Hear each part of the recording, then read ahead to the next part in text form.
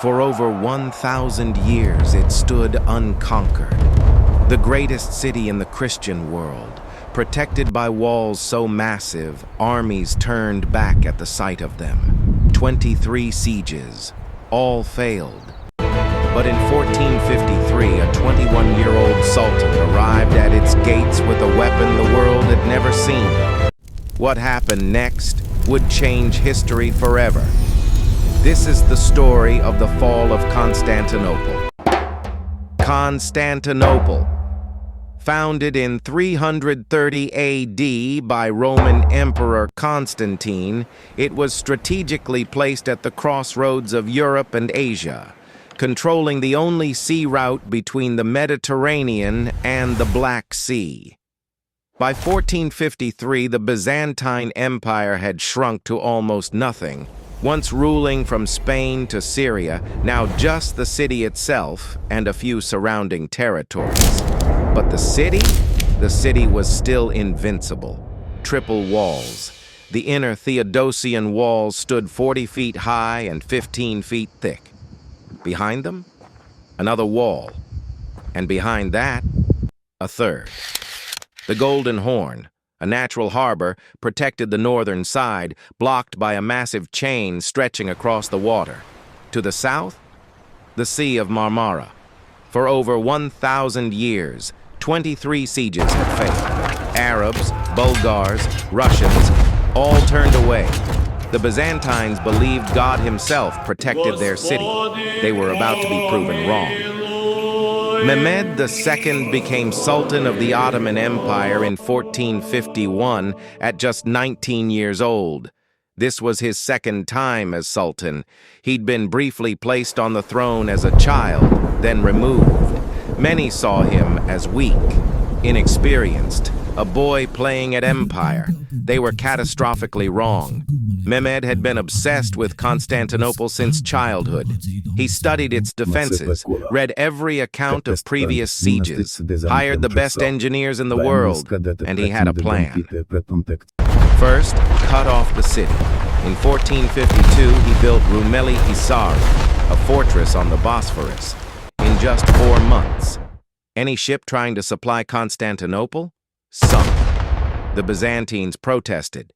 Mehmed's response? He executed the captain of a Venetian ship that tried to run the blockade and displayed his body on the fortress walls. These cannons will shatter the message any was wall. Clear. Your price is too high, Master was Orban. Already his. We cannot afford he such just weapons. hadn't moved in yet. But Mehmed had something else.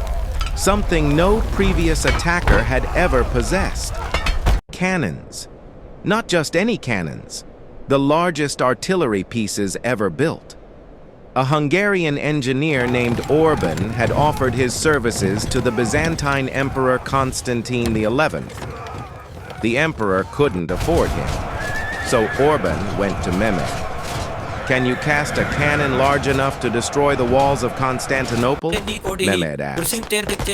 "I can cast a cannon capable of destroying the walls of Babylon," Orban replied. Mehmed paid him whatever he wanted. The result?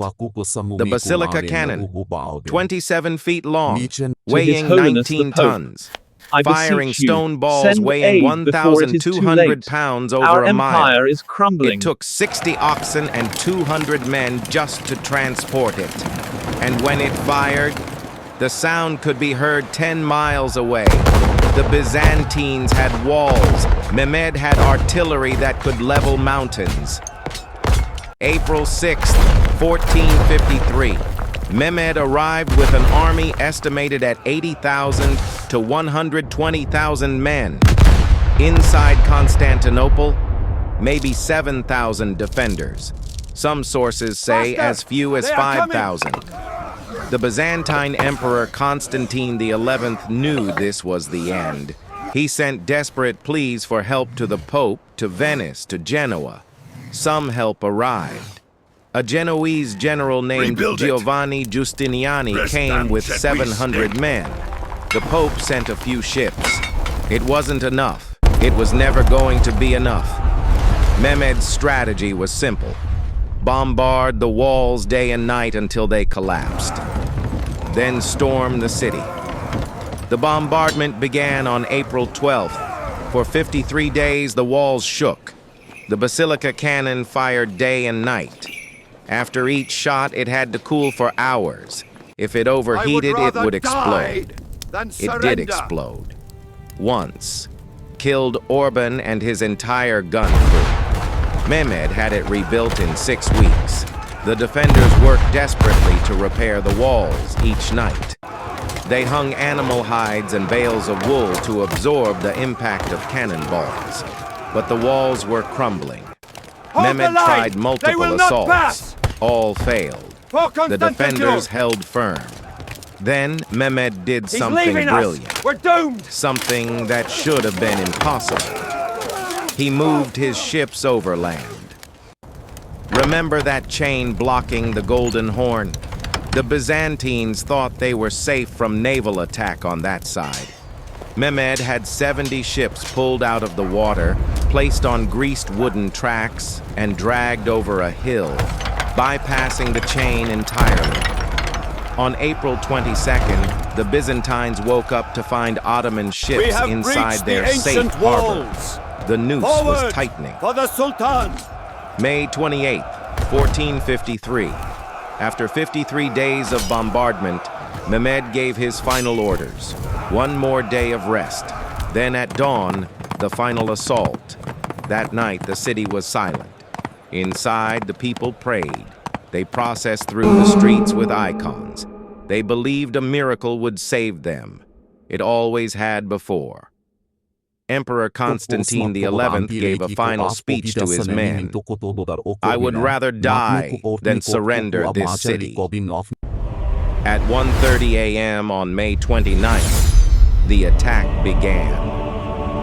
Mehmed sent wave after wave of troops. First, the irregulars, poorly armed conscripts meant to exhaust the defenders. They were slaughtered. Then the Anatolian soldiers, professional infantry. They broke against the walls. The defenders held. Giovanni Giustiniani led the defense personally, moving from breach to breach, rallying men, holding the line. But then, disaster. Giustiniani was hit by a cannonball fragment. Wounded badly, he had to be evacuated through the walls to a ship. When the defenders saw their general leaving, morale collapsed. Then someone, history doesn't know who, left a small gate called the Kirkeporta unlocked. A group of Ottoman soldiers found it. 50 men slipped through. Once inside, they climbed the walls and opened the main gates. Thousands of Janissaries, Mehmed's elite troops, poured through. The Theodosian walls, unconquered for 1,000 years, had fallen. Emperor Constantine XI, seeing the city was lost, tore off his imperial regalia and charged into battle. He was never seen again. His body was never found. By mid-morning, Ottoman flags flew over Constantinople. Mehmed entered the city on horseback. He was 21 years old. He rode directly to the Hagia Sophia, the greatest church in Christendom, nearly 1,000 years old. He dismounted, entered, and ordered it converted into a mosque. The Byzantine Empire, founded 1,123 years earlier, ceased to exist. The fall of Constantinople sent shockwaves through Europe. The city that had protected Christian Europe from Islamic expansion for centuries was gone. But for Mehmed, this was only the beginning. He renamed the city Istanbul, though it wouldn't be officially called that until 1930. He repopulated it, brought in Greeks, Armenians, Jews, made it a cosmopolitan center again. He built mosques, palaces, schools. Within decades, Istanbul became one of the greatest cities in the world once more, just under a different flag. Mehmed earned his nickname, Mehmed the Conqueror, Fatih Sultan Mehmed. He would go on to expand the Ottoman Empire across the Balkans, Anatolia, and beyond. He laid the foundation for an empire that would last 470 more years. But the consequences went even further. With the overland route to Asia now controlled by the Ottomans, European powers were forced to find new trade routes. This directly led to the Age of Exploration. Columbus, Vasco da Gama, Magellan. In a very real sense, the fall of Constantinople helped create the modern world. Today, the Hagia Sophia still stands. It's been a church, a mosque, a museum, and now a mosque again. The Theodosian walls still stand too, crumbling, but still there. You can walk along them. And every time you look at a world map, every time you think about how Europe discovered America, how global trade routes formed, how the Renaissance happened, you can trace a line back to May 29th, 1453. The day a 21-year-old sultan did the impossible. The day Constantinople fell. If you enjoyed this deep dive into Ottoman history, subscribe to Ottoman Vault for weekly videos on the battles, sultans, and empires that shaped our world. Next time, Suleiman the Magnificent, the sultan who took the Ottoman Empire to its absolute peak. I'm unlocking 600 years of history. Join me.